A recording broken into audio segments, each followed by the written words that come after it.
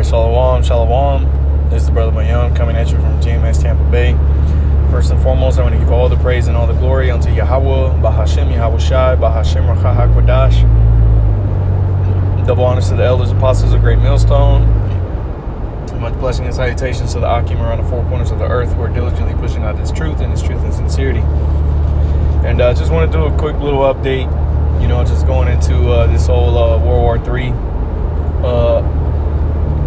situation that we have out there in the Middle East. And they've been, Israel and Iran just been bombing each other, which, hey, call Allah Yahbashim Yahshai, man, because once again, this is all the doing of the Heavenly Father. All right, this is the Heavenly Father, preparing the world for what's getting ready to come, for what's getting ready to be brought out to the world for them to be partakers in. Because right now, as it stands, the majority of the people of the earth are staying back and watching what's taking place. But here very soon, as it talks about in Joel chapter 3, all right, the Lord is going to gather the nations. And this is what we see happening. This is the gathering. As the war continues to intensify between Israel and Iran, which are the big players out there in the Middle East right now, that, we've been really keeping an eye on, for a while now, for a long time. All right. As things intensify between those two nations, all right, the other nations are going to be sucked into this. All right. And then as the scriptures talk about, the least of the flock shall draw thee out, roughly paraphrasing. And that's what we're going to witness. Specifically Iran, or Salakia, Israel being the least of the flock. The nations of the world are going to be drawn into this battle because of what Israel is doing. Okay? Israel is the one that's going to draw these nations into war. Okay? That's what you're seeing. Prophecy being fulfilled. All right? And it's going to get to a point to where nuclear missiles are going to fly. All right? Because, right now, the boldness of this devil, all right, just came out. America talking about that they have control of the skies. That's some outlandish shit right there. Here it is.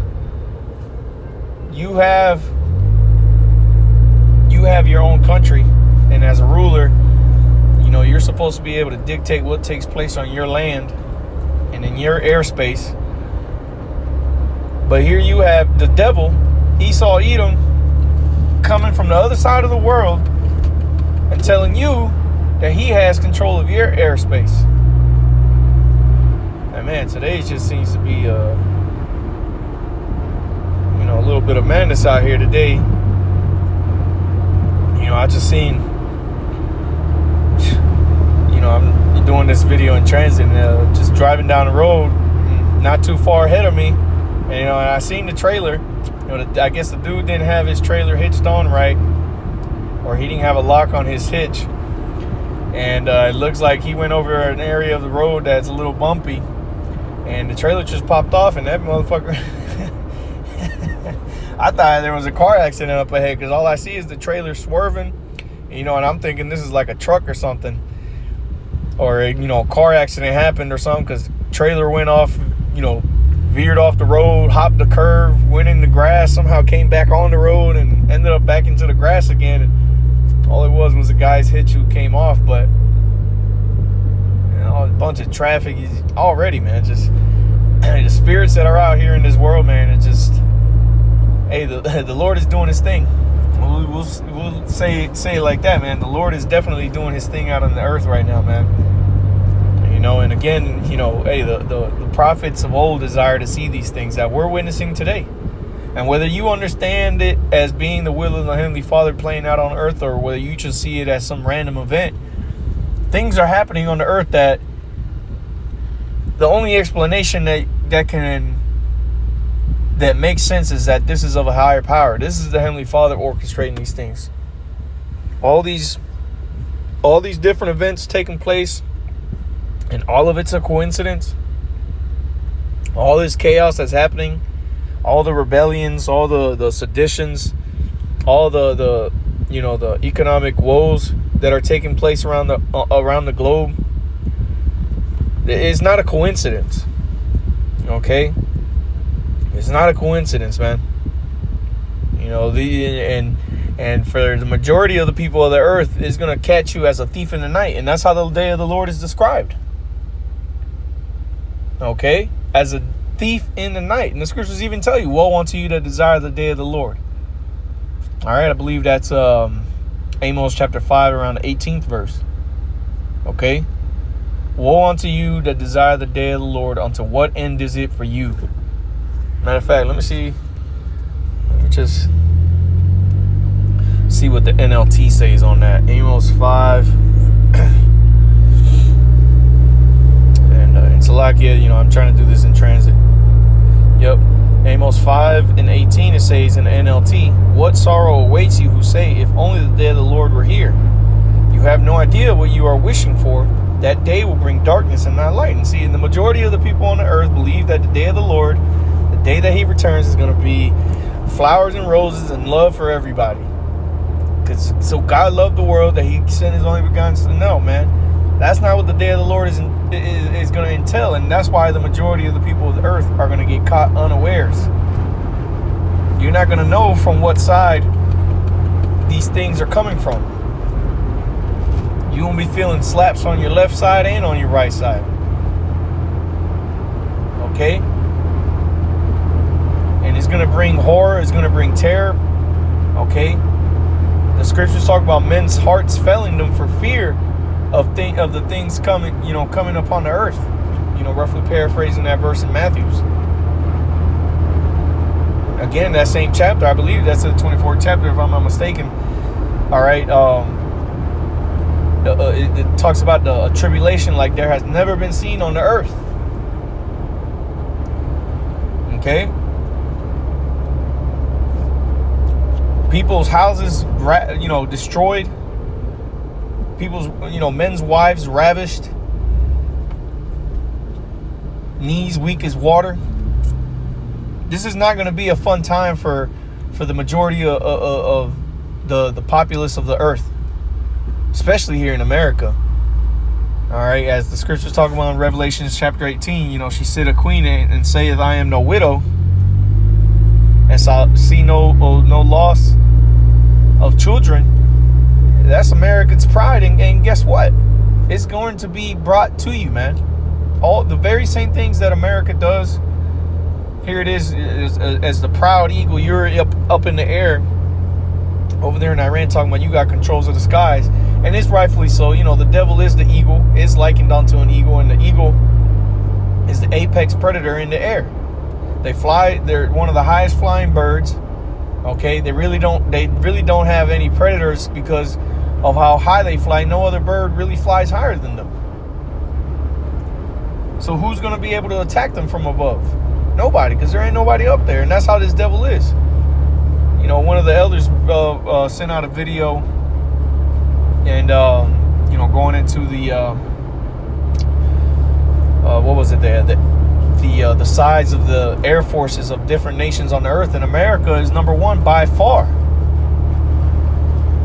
We're not talking about America is the number one air force in the world by a small margin. It's a vast difference the U.S. Air Force has over the other nations, and rightfully so. Again, this devil specifically going into America is likened unto the eagle, man. Though thy set thy nest in the stars. Okay, the scriptures even talk about that I shall send a nation swift as the eagle. That's these devils, man. And the hammer that the talons that are being used, okay, is America. America is those claws, okay. And I believe Daniel had that vision of the dragon having let me see if I can. I want to say that was chapter 7. All right, Because we know in Daniel chapter 2, Nebuchadnezzar's dream of the statue, the legs were iron, all right, representing the Roman Empire, which is America reincarnated, or America is Rome reincarnated, but it's the same thing, that iron and the strength of the military. And in Daniel chapter 7, all right, that fourth beast is described to have an iron teeth. That's what it was. Okay, and it stamped the residue. All right, here it is, Daniel 7:7. After this I saw in the night visions, and behold, a fourth beast, dreadful and terrible, and strong exceedingly. And again, even scholars of this world will tell you that this fourth beast is talking about the Roman Empire. Okay, and when you look at into the history of the Roman Empire, they were vastly militarily greater than all the other nations prior to them. Okay, which is why they're likened unto iron, the most one of the strongest metals on earth. Okay, stronger than gold, stronger than brass, stronger than silver. Okay, and not to mention the armory that they used compared to other nations. It was vast. It was different. It was stronger. It was more heavy duty. Okay, and they were, as the scriptures describe here, dreadful and terrible and strong exceedingly. Couldn't nobody mess with the Roman army. And who is that today? America. All right, America now come to you. They don't have to put boots on the ground now. If they do, shit ain't gonna go like they think it's gonna go. But their Air Force is the first wave, and can't nobody fuck with their Air Force. Because they got shit for days, man. And way more than you do. That's why America supplies what to a lot of these other nations? Missiles, jets, things that fly in the air, man. Because that's what America's good at. They're good at controlling the skies. At one point you had Britain that was in control of the seas because they had one of the greatest navies of the world. But now America has surpassed that by taking over the air. All right? They've literally taken control of the air. All right? And it goes on to say, and strong exceedingly, and it had great iron teeth. It devoured and brake in pieces, and stamped the residue with the feet of it. And it was diverse from all the beasts that were before, and it had 10 horns. Okay, likening this on to that same beast. All right, in Revelation chapter 17, because it is the same beast, that Roman Empire back again to receive its final judgment. Because the Roman Empire fell at one point. It received a judgment. It was wounded, and yet durst live. But now we're getting ready to witness, the demise of this place. The demise of that beast, of this beast system, which is spearheaded by America. It's more nations than just America, but America is atop all the other nations that are involved with the beast. Okay? And as the scriptures, talk about that, pride goeth before a fall, and that's the pride of these devils, man. These dudes really,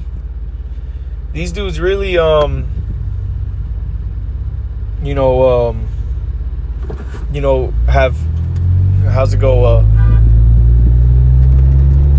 How's the saying go? They're full of them. They're full of themselves. They really believe that they can't be touched. And man, is it going to be a great thing? And the scriptures even talk about that. No greater joy has a man than to see the downfall of his enemies. And we're going to witness that, man. Starting with those rats over there in the Middle East right now. That's going to be a celebration to see them people over there, and even now the nations of the earth are celebrating that shit. Okay? People laughing as they're recording missiles going through the air out there.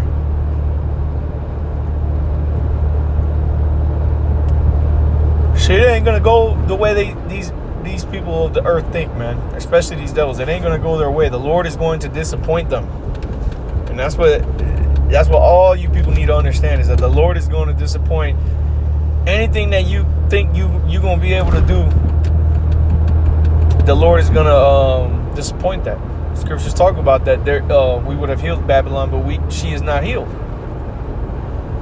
There ain't going to be no mending your life. There ain't going to be no sustaining it. Because life as you know it is dead. It's come to an end. Life as you know it has ruined this earth. It has ruined the people. And it's gotten to... life as we know it has gotten us to this point that we're at today, where there's nothing but war all over the earth. And you want to ask yourself, why? Well, look who's in charge. Who are the ones that run this earth? Well, I can tell you. Well, Salakia, the scriptures can tell you. Job 9:24, the earth is given onto the hands of the wicked. That's who the earth has been given power over to. Okay, because it's the Most High who ruleth in the kingdom of men, as it talks about in Daniel chapter 4, verse 17. So the Lord has put this devil, the bases of men, in charge of this earth. And the scriptures also tell you that the earth is destroyed under the inhabitants thereof, starting with the man in charge, because he's the one that sets the policies. He's the one that creates the agendas, that creates the technology and products that ruin this earth.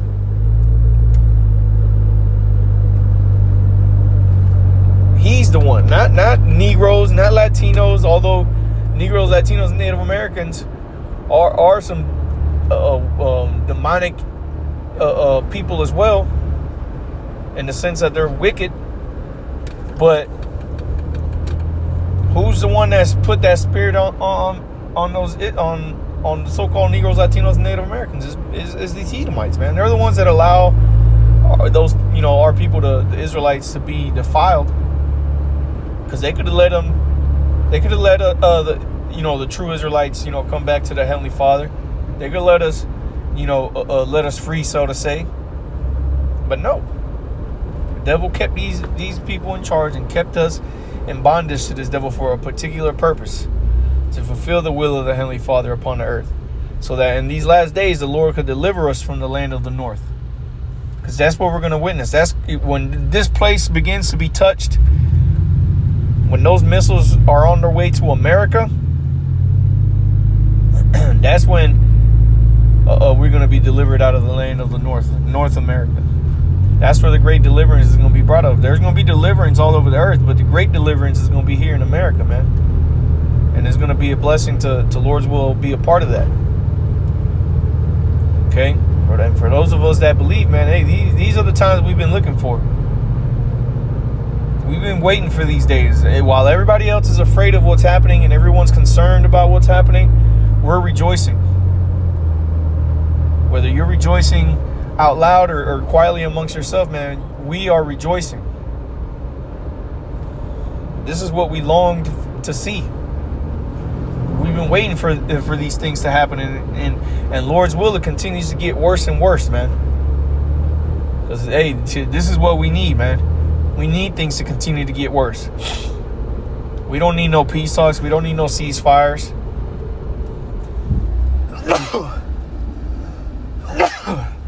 Salakia. We don't need any of that. We need destruction. We need judgment. We need the end of wickedness on the earth, man. And that's what we're going to see. And we shall rejoice because of that fact.